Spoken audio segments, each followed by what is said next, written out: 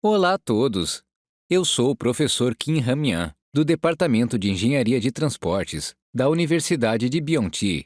Sou também CEO do Estúdio Galilei, uma empresa de plataforma de mobilidade. É um prazer conhecer todos vocês. Hoje, falarei sobre o Big Data para Smart Cities e darei alguns exemplos de aplicação da tecnologia de AI, inteligência artificial. Se quiserem, podem conferir minha carreira através dessa página web. Agora, eu gostaria de começar pelo Big Data. A definição do Big Data mudou ao longo dos tempos e, recentemente, usamos o conceito de 5Vs para explicá-lo. Em seu estágio inicial, o Big Data foi definido como 3Vs, nomeadamente volume, velocidade e variedade. À medida que a indústria de Big Data aplicada se desenvolveu, passamos a prestar mais atenção aos seus valores econômicos. Então, mais 2Vs foram adicionados: veracidade e valor. O Fórum de Davos 2016 foi um importante ponto de virada, onde o mundo inteiro começou a prestar atenção ao valor econômico da aplicação do Big Data. Neste fórum, Ma Yun, então CEO do Alibaba, na China, previu que na economia futura, ganhar dinheiro usando dados seria o valor central da economia. Ma Yun poderia dizer isso, porque o ambiente para Big Data já estava amadurecido desde o ano de 2000. Já se passaram 6 anos desde o Fórum de Davos 2016. O quão será que Big Data mudou o mundo? No setor público, o Big Data ajudou a desenvolver cidades inteligentes, smart cities, gêmeos digitais, digital twins e transformação digital. No setor privado, a economia sob demanda, a indústria de plataformas e a indústria de marketing cresceram muito por meio do Big Data. Em particular, o Big Data tem obtido enormes lucros no setor privado. O caso em questão é o YouTube, Netflix e Starbucks. Empresas privadas criam lucros imensos, usando inteligência artificial e Big Data. Como se pode ver nos casos da Netflix e Starbucks, coletando dados do usuário, eles podem prever as preferências individuais. Eles também podem dizer quanto seus usuários gastariam em quais os seus serviços. Então, o que o setor público fez? Que tipo de dados foram coletados pelo setor público para aplicação de Big Data? É muito difícil coletar Big Data, leva muito tempo e dinheiro. As empresas privadas podem coletar dados detalhados enquanto fornecem seus serviços. Os dados coletados por cada empresa podem ser limitados a uma determinada área e podem não ser muitos, mas quando combinados todos juntos, podem ser enormes e abrangentes. No entanto, o setor público gastou muito dinheiro principalmente para pesquisar dados. Porém, recentemente, surgiram novas tecnologias para a coleta de dados. Surgiram até empresas cujo principal negócio é a coleta de dados em si. A Inrix, que trabalha com a GM, é um bom exemplo disso. Essa empresa compra dados de empresas de telecomunicações para revender conhecimentos e informações processadas e analisadas. AirSage, nessa foto, está em um negócio semelhante. A Lowplat, uma empresa coreana, também tem um negócio de processamento de dados e revenda. Eles coletam dados de usuários de telefones celulares em um prédio, por meio de tecnologia de rastreamento de localização, com conexão Wi-Fi. Os dados processados podem ser comprados no Data Exchange, troca de dados na Coreia, como podem ver aqui. Desta forma, as empresas privadas têm lançado novos modelos de negócio em coleta, processamento e análise de dados.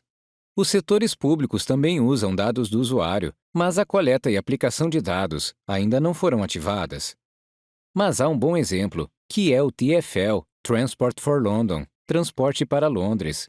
Lá, em 2016, o TfL iniciou o serviço Wi-Fi no metrô de Londres e incentivou os usuários de telefones celulares a participar do projeto de coleta de dados públicos, ativando voluntariamente o Wi-Fi durante 2 semanas após a instalação do serviço. Se os passageiros não quisessem divulgar suas informações pessoais, eles simplesmente não usavam o Wi-Fi. Felizmente, mais de 90% dos passageiros participaram deste projeto voluntariamente. Isso porque eles concordaram com a explicação da prefeitura de que suas informações pessoais seriam de grande ajuda para uma operação mais segura do metrô de Londres. Os dados coletados foram usados para prever o quão lotado estaria o trem e a estação. Além disso, os dados ajudaram a construir bases de dados de rotas de passageiros e foram usados para fornecer rotas alternativas, em caso de ocorrer um acidente de trem. A Coreia tem trabalhado na coleta de dados de rastreamento individual porta a porta, com o GPS, sob a condição de descontos nas tarifas de transportes públicos, com base no aplicativo. Atualmente, cerca de 356 mil pessoas já participaram, e as informações coletadas permitem descobrir a acessibilidade da primeira à última milha e as áreas vulneráveis dos transportes públicos. Há um caso de construção de uma plataforma de análise de cidades, baseada em Big Data, que é a Orin, da Austrália. A Orin é uma plataforma de Big Data construída como um projeto do governo. Já adquiriu 5.331 conjunto de dados, com base nos quais várias análises relacionadas à cidade foram feitas. O Orin foi muito importante na situação de pandemia da Covid-19. Esta imagem mostra a análise da vulnerabilidade habitacional em Melbourne, feita pelo governo australiano usando o Orin. Na Austrália, os inquilinos que pagam mais de 30% de sua renda em aluguel são considerados vulneráveis a problemas de moradia. Além disso, durante a pandemia, eles identificaram famílias que em uma semana não foram capazes de obter $2.000 em dinheiro de emergência. Eles analisaram e compararam as duas bases de dados para identificar as regiões mais vulneráveis durante as restrições do Covid-19 em Melbourne e forneceram subsídios de alívio de aluguel. Através do portal Orin, é possível consultar a variação salarial de cada região da Austrália. Podemos obter dados diferentes de acordo com o gênero ou idade dos indivíduos, e o tempo de atraso desses dados é de 2 semanas. Por exemplo, no dia de hoje, nós conseguimos as informações de 2 semanas atrás. Através dessa plataforma, o governo australiano conseguiu tomar medidas para superar a pandemia de Covid-19, com base em informações precisas e recentes. Existe uma plataforma de Big Data, mais relacionada com as Smart Cities, que é o CityBrain do Alibaba, na China. O CityBrain começou como uma plataforma para otimizar o tráfego. A cidade de Hangzhou, através do CityBrain, conseguiu otimizar os semáforos e reduzir o congestionamento do trânsito em 15%. O ponto-chave do Big Data do CityBrain são dados de vídeo coletados via CFTVs da NVIDIA e da Huawei. Portanto, custa muito dinheiro coletar dados. Um grande número de CFTVs deve ser instalado e os dados de vídeo, que são dados não estruturados, precisam ser processados, o que também custa muito. No entanto, podemos identificar problemas urbanos e analisá-los por meio de dados simples e não por meio de dados não estruturados. Esta figura mostra a tarefa de UNSCAP realizada pela minha empresa. Usando as informações de transporte público no mapa do Google, analisamos as áreas vulneráveis ao transporte público na Tailândia. Para fazer isso, compramos dados do Google e calculamos o tempo e a distância do transporte público em cada área de Bangkok.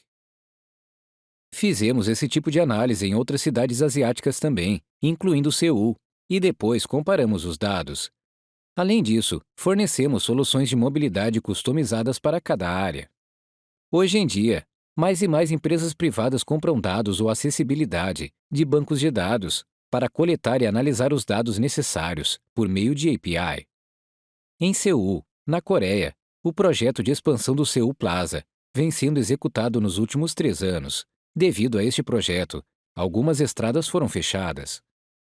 Minha empresa ficou encarregada de monitorar o impacto das estradas fechadas ao trânsito. Antigamente, para realizar esse tipo de projeto, precisaríamos instalar CFTVs ou contratar trabalhadores para coletar dados, o que exigia grandes orçamentos, e os dados coletados não eram bons o suficiente. No entanto, este projeto foi feito em conjunto com uma empresa fabricante de sistema de navegação para que pudéssemos obter informações detalhadas sobre o tráfego em todas as áreas afetadas. Além disso, foi possível descobrir a mudança de rota dos veículos, que não estava disponível na pesquisa anterior. Esta tecnologia foi usada para desenvolver um algoritmo central para construir um centro de tráfego digital na cidade de Kiev, na Ucrânia. Mas para Kiev, fizemos algum trabalho adicional para estimar rotas de veículos usando dados de CFTV de placas de veículos, e não dados de navegação.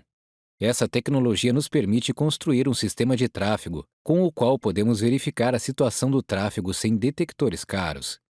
Este caso nos diz que há muitas maneiras de compensar dados incompletos. Se a convergência digital for acelerada, os países em desenvolvimento podem ter várias plataformas de Smart City com custos baixos. Por fim, eu acho que o sistema de trânsito inteligente é uma necessidade para fazer as Smart Cities avançarem ainda mais. Especialmente, o sistema de transporte sob demanda é muito importante. Minha empresa tem trabalhado para melhorar os aplicativos relacionados, pelos quais podemos usar diferentes meios de transporte. Semelhante ao caso de Kiev, na Ucrânia, minha empresa substituiu os grandes centros de controle de tráfego existentes, usando um software simples. Por meio de uma plataforma simples, os ônibus de toda a cidade podem rodar sob demanda. Implementamos um projeto piloto baseado nessa tecnologia e o resultado foi bastante impressionante. Em Kwatangi, na Coreia, o número de passageiros de ônibus aumentou de 100 para 260. Em Tondunchi, o número diário de usuários de ônibus subiu de apenas 54 para mais de 140. Com a melhoria do serviço de transporte público, muitos proprietários de automóveis passaram a utilizar o transporte público, o que resultou em diminuição na emissão de gases de efeito estufa. Em particular, nós analisamos a demanda de chamadas dos passageiros por meio de inteligência artificial. Como resultado, o tempo de espera foi gradualmente diminuindo e os intervalos de ônibus melhoraram pouco a pouco. Isso nos mostra a importância da inteligência artificial e do Big Data nos negócios das Smart Cities. Esta tecnologia de Smart City baseada em dados é especialmente atraente para os países em desenvolvimento, porque não custa muito para instalar e manter. A infraestrutura-chave são os smartphones que quase todas as pessoas possuem. Isso seria mais vantajoso para os países em desenvolvimento, pois há mais jovens que gostam de usar smartphones ativamente. Portanto, se essa nova tecnologia for expandida e tecnologias de mobilidade digital como o piloto automático forem difundidas, as formas da cidade serão consideravelmente alteradas. Qualquer dia, as lojas drive-thru poderão acessar diretamente os usuários na plataforma do piloto automático. Nesse caso, como a nossa cidade deveria mudar? Vocês, ouvintes dessa palestra, poderão vir a encontrar uma solução para essa questão. Obrigado por ouvir minha apresentação.